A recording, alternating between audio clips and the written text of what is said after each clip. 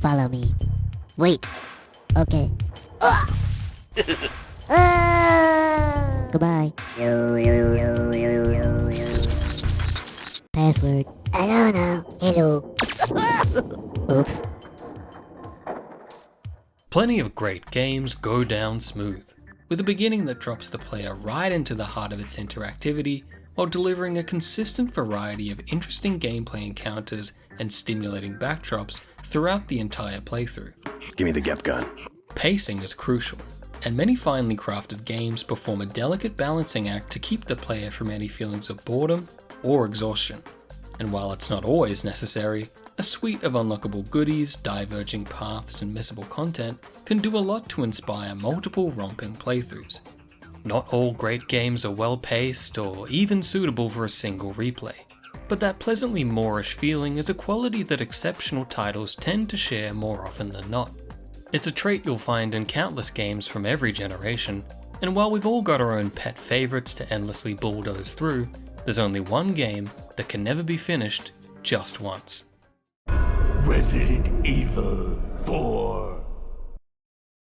After 2 decades of ports, a modern remake, and 1 Brazilian demake, I'm sure you understand just how special Resi 4 was. It never fails to knock my socks off, but as I get older, that siren song of one more playthrough has become my favourite aspect of a game already chock full of things to love.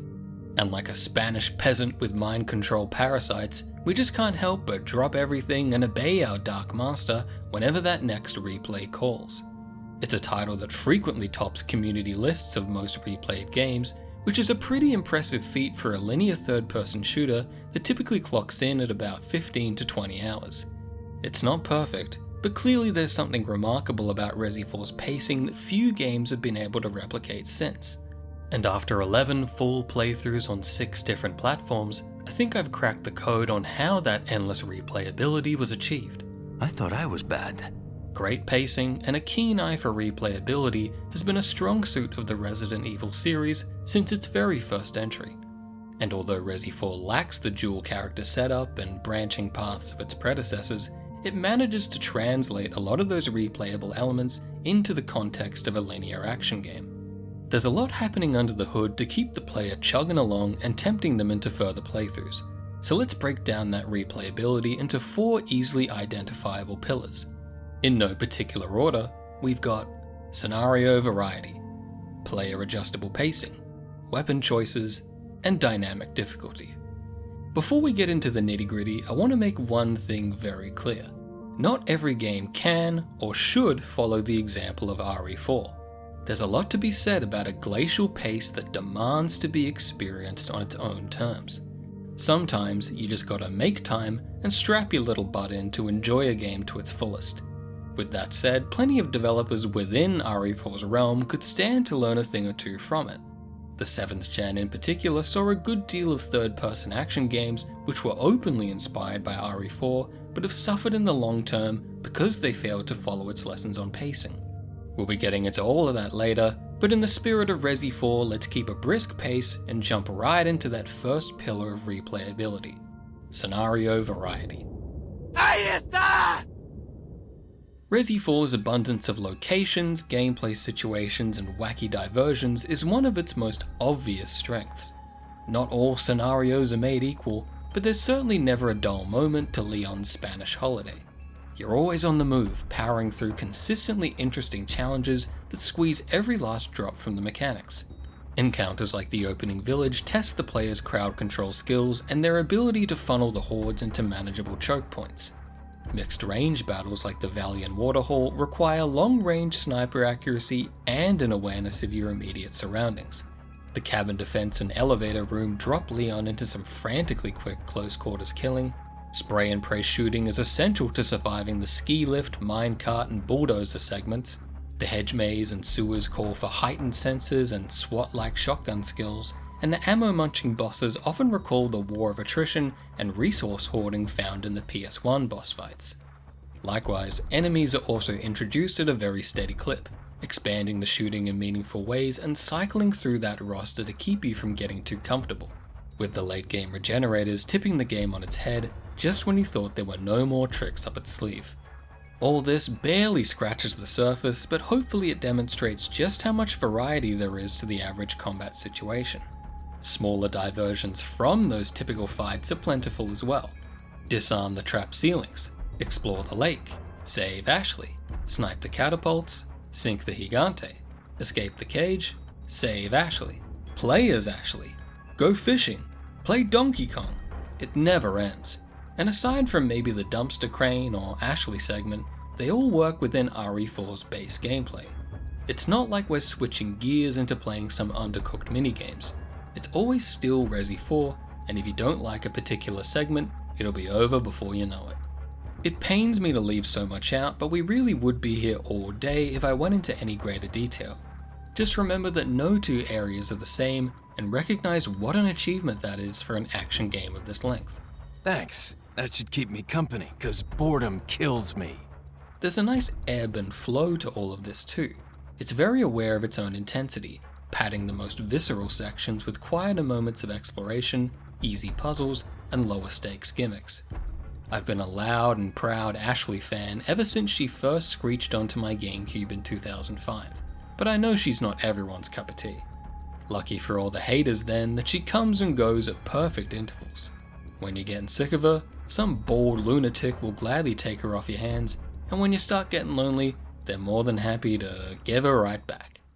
Her name's Ashley Graham, the president's daughter. Is she... well, you know. Don't worry, she's cool. Resi 4 is nicely divided into 3 main chunks, each with its own distinct locale, main villain, and mostly unique enemies. Variety within each of those 3 locations is also rich. The castle isn't just a castle, it's also a sewer, hedge maze, bug cave, indoor sauna, and more. That 3-chunk format is something we can trace back to Resi 2, where Leon and Claire fought their way through a police station, the sewers underneath it, and finally a lab. It's a format that works well for the series, hitting the refresh button on various aspects to keep things fresh, a process that's vital for a game of this length.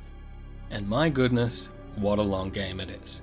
I mean, it's not Dragon Quest VII long, but at 15 plus hours it's certainly longer than most third-person shooters. By the time you're deep into the island, the castle and village chapters seem like such a distant memory, as if we're already playing the sequel to Resi 4. In a way, that feels like the mark of a true adventure, and it's a sensation I've rarely found outside of epic JRPGs. Like when you start snowboarding on Disc 2 and you think, what game is this again? Unfortunately, it's within this final portion that a few cracks in the pacing begin to show. I'd rather not hear it. Well, I'm afraid I have to tell you anyway. Despite specific sections of the island showcasing RE4 at its best, it's also where many of its weakest scenarios are all chained together. I wouldn't call it a slog, but certain encounters are noticeably weaker, like Leon's tanky movement feeling ill-suited to the machine gunners and turret sections. But beyond that, there's also a funny psychological element to this hiccup in pacing. Aside from his brief kidnapping and disco nap on the lake, we follow Leon's entire journey from car to castle without much interruption. So when Ada shows up to whisk her little passenger prince off to the island, it naturally feels like our story is reaching its climax and final boss area, only for Capcom to pull a big psych on the player, presenting them with several more hours of fully fledged action adventure. I'm not saying Resi 4 should be shorter or that its third act shouldn't exist, but on a first playthrough, the island's physical separation from the rest of the journey does make you wonder when this whole wacky ride will actually end. The island being relegated to its own separate disc on the original GameCube version doesn't help either. If you're a well-seasoned Resi 4 enthusiast, then the island is nothing to get your cargo pants in a twist over. But for more casual players, this is likely the spot where some playthroughs just won't make it.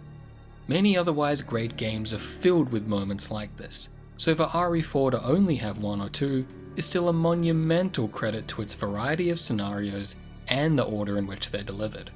Ultimately, I'm just poking holes in what could have been perfection.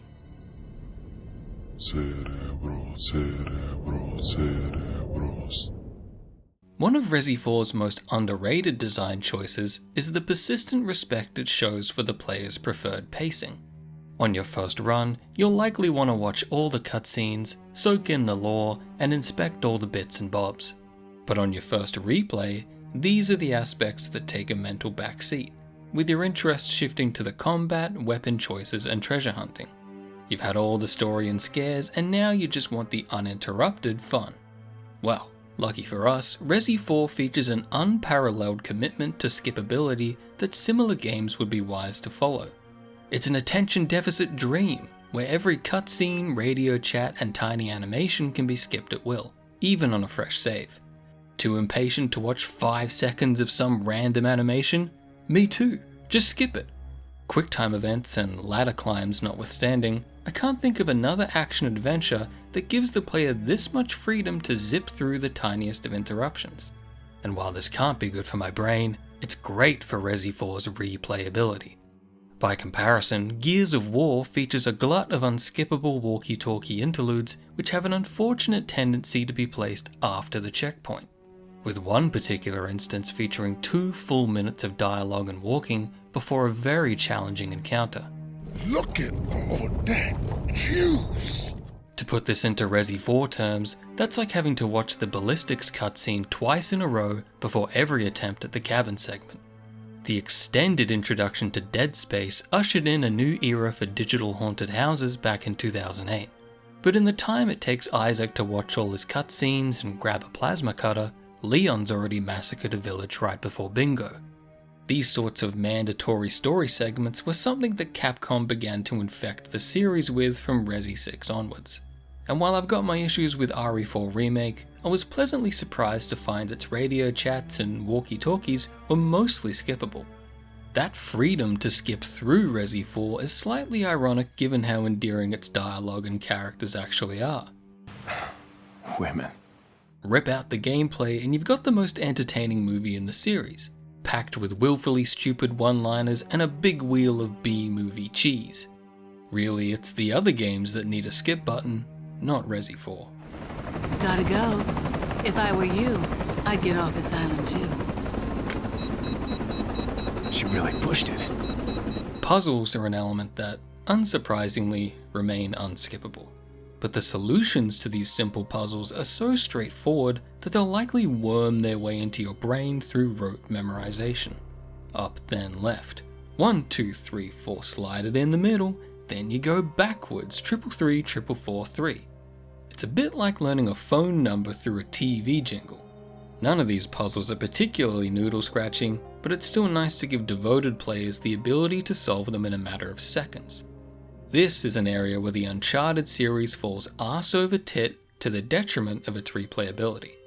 Not only are the puzzles even easier than Resi 4's, the solution is always given to you via Drake's journal, and entering it is usually a lengthy process of either mindless climbing or matching up symbols. This sort of thing is a tolerable diversion on a first or second run, but a complete replay killer in the long term. I really enjoyed Uncharted 2 when it first released in 2009, but flicking through the level select now, I can pinpoint every drawn out puzzle or cinematic segment that always keeps me from revisiting the game in full. If RE4 had a level select, I'd happily jump into any chapter of it and power through to the end. Resi 4 has just as much narrative, world building, and puzzles as Uncharted 2, but we're allowed to skip through it with the understanding that these aspects are inherently less enjoyable to revisit compared to the core gameplay. That's not a dig at RE4's non-combat aspects either. If you're anything like me, you probably prefer to replay Resi 4 as a pure action experience. But after recently committing to a no-skip, all cutscenes, files, and interactions playthrough, I've been reminded of just how much care went into shaping its setting. Leon's random observations are often strangely funny, and the amount of foreshadowing and spooky little hidden details demonstrates Capcom's commitment to the horror setting. I'd completely forgotten about the gigantes breathing behind this door, the cave paintings of human sacrifice, or the unanswered mystery of the squirmy dumpster bag. It's the abundance of these interactions and details that makes Resi 4 still feel connected to its survival horror predecessors. And even on a mindless skip everything replay, we're still clicking gems into place and swapping swords around like it's 1996. At times it can feel like there are almost two games in here. One is a well-paced shooting gallery with limited interruptions, while the other is a carefully balanced adventure through a lovingly crafted horror comedy world. You can play it fast, you can play it slow. We're free to switch between both experiences at will, and have a whale of a time either way. Did you send out those invitations? I told you no more than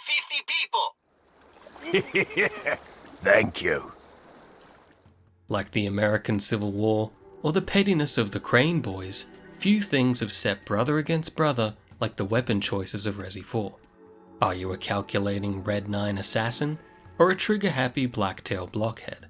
Do you recognize the TMP's potential for mass oopsie-doodles, or is it just a waste of space compared to some rootin'-tootin' boss fight shootin'? These are the questions that turn reasonable grown-ups into squabbling children. And don't get me started on how to achieve maximum feng shui with the attaché case. The upside to all this division is an enjoyably diverse arsenal that allows for plenty of unique playstyles. Deciding which weapons to go with can add entirely new flavors to subsequent replays. The Striker's high damage and wide spread make it ideal for the island's facility corridors, but with pathetic range and slower handling, the Riot Gun might just be the more sensible choice. The Red 9 boasts wicked firepower and ammo efficiency, but its enormous size and sluggish fire rate drive many players to the Blacktail instead. Once you've eased into a comfortable setup, it can be very tempting to literally stick to your guns on a replay. I'm certainly guilty of it, and you'll have to pry this Red 9 from my cold, dead hands. But when you do challenge yourself to an entirely fresh loadout, it can breathe new life into the game in a way that puts other shooters to shame. Every core weapon has well thought out perks and trade-offs, with the potential to always become a viable workhorse in the right hands. The lowly Punisher might seem like the bruised banana of the bunch, but it breaks through shields like Hunnigan breaks hearts. Story of my life. Even the seemingly disposable starter weapons all hide exclusive late game upgrades, rewarding those who are able to tough it out with the basic tools. Chuck all this into a blender with some satisfying treasure hunting and a perfectly cromulent upgrade shop, and you've got a wonderful extra layer to the game which constantly asks the player to engage in both short and long-term decision making. Which gun should I upgrade next? How do I make space for the RPG? Is it too late to swap pistols? Should I save these grenades for the boss, and do I really need this one accessory? Lots of choices, lots of replays. Stranger, stranger. Now that's a weapon. Ideally, that level of decision making would have also extended outside of the weapon system. The original trilogy featured a good deal of branching paths and hard consequences that made those fairly slow titles into some of the most replayable games of their generation. And despite the genre shift, I do think many of those aspects would have also been a natural fit for the fourth entry. A small glimpse of RE3's A and B routes is found within the later village chapters, but sadly abandoned once we get inside the castle. I realize that extra routes and some plot-altering choices would have doubled Capcom's workload considering Resi 4's leap in fidelity, so I don't consider the exclusion of these elements to be a fair mark against the game's quality. But a hypothetical Resi 4 full of player-driven twists and turns would have done a lot to placate those who felt betrayed by the sudden shift to linear action. So while your choice of pistol might not be as impactful as your choice of Stars Agent, the replay potential of RE4's weapon system still puts it head and shoulders above its action game peers. It's just one more area where other shooters are still playing catch-up. Basta, hijo de puta! Cogedlo! Dynamic difficulty can be a touchy subject. As someone who values carefully balanced levels of fairness and consistency from their action games, I've always been a bit skeptical about the value of adaptive difficulties. Many of my fondest gaming memories are from overcoming the seemingly impossible odds of a consistently difficult experience. I want to have earned that sense of achievement thanks to my own perseverance and skills, not because the game has lowered its difficulty without telling me. I'm not alone in this opinion, of course, but the reality is that subtle dynamic difficulty is far more prevalent than you may realize. It's been around forever, and it's here to stay.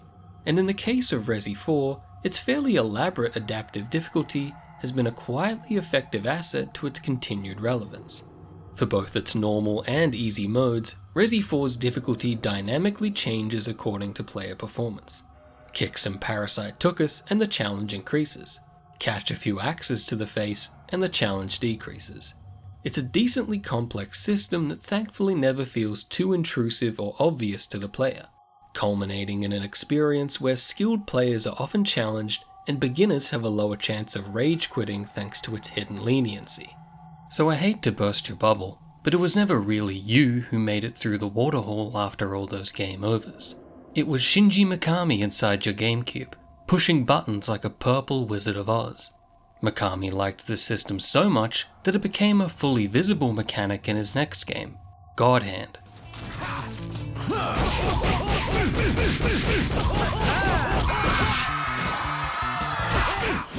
Regardless of its original intent, RE4's adaptive difficulty has served its decades of re-releases very well. If you're a casual fan who only revisits the game once per generation, then you'll be greeted with a challenge that perfectly matches that level of prior experience. It's a pleasing middle ground for the returning players who are ready for some extra pressure, but whose skills are too rusty for a shot at professional. This alleviates any sense of been there, done that, without introducing overly difficult situations that might stop the playthrough in its tracks. And on the other side, the hardcore crowd won't be bored by normal mode, since high-level play will push the adaptive difficulty into the realm of professional. Ideally, that highest difficulty without the adaptive modifiers should be unlocked right from the start. But in a bizarre Pavlovian sort of way, unlocking professional after clearing normal does whet my appetite for that final challenge, pushing me into another playthrough. Whew, well played, Mikami-sensei. Resident Evil 4 will be scary than ever before. Don't pee your pants. I definitely wouldn't want this sort of thing in every game, but like its other questionable aspects, Resi 4 gets away with it. On a fresh save, dynamic difficulty ensures that the roller coaster never stops, and all it asks in return is a few game overs to prove your worthiness.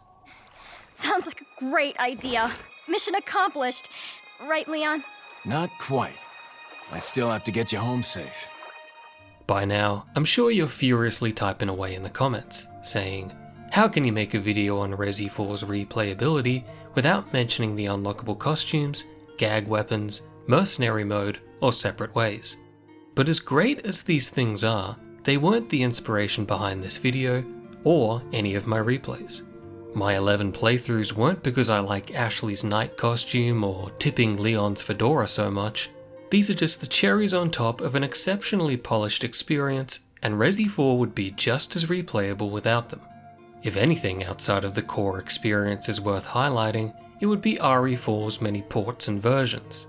The majority of these carry some pretty serious downgrades, but when you wipe all those half-assed efforts away, 3 great versions remain. The NTSC GameCube release still feels like the most uncompromised version of Mikami's original vision, with its slightly harder difficulty, perfect analog sensitivity, big beautiful A button, and that dramatic contrast and moody color grading that none of the official HD ports could ever replicate. The supremely enjoyable Wii port keeps the GameCube visuals and PS2 extras while adding perfect pointer controls that makes modern gyro seem a bit dull by comparison. Sure, it trivializes the entire aiming system, but when you're having this much fun, who cares? And in its default state, the 2014 Steam port is a decent Frankenstein of previous releases. But when paired with the astonishingly great HD project, you've got the most faithful remaster of the GameCube experience that goes above and beyond to respect that original look. As time marches on, these 3 releases will always have their place in Resi 4's repertoire of replays. It's pretty hard to get sick of a game when it comes in 3 unique flavors, but it's also a testament to Resi 4's core that even the crappiest of ports will still hold your attention.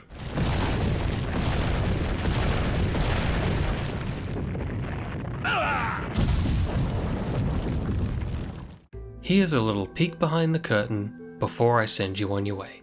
These videos can take a long time to make, and when all is said and done, I'm usually pretty sick of the game in question. Typically it takes about a year or more before I'm ready to play it again, just for my own amusement. But while capturing some final CRT footage of the GameCube version, I found myself playing RE4 long after the camera was shut off. At the time of writing, the video is basically done.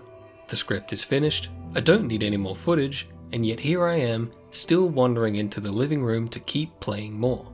What does it say about Resi 4 that I'm slacking off from making a video about it to keep playing Resi 4? I guess you could say it's a game that's worthy of some overtime.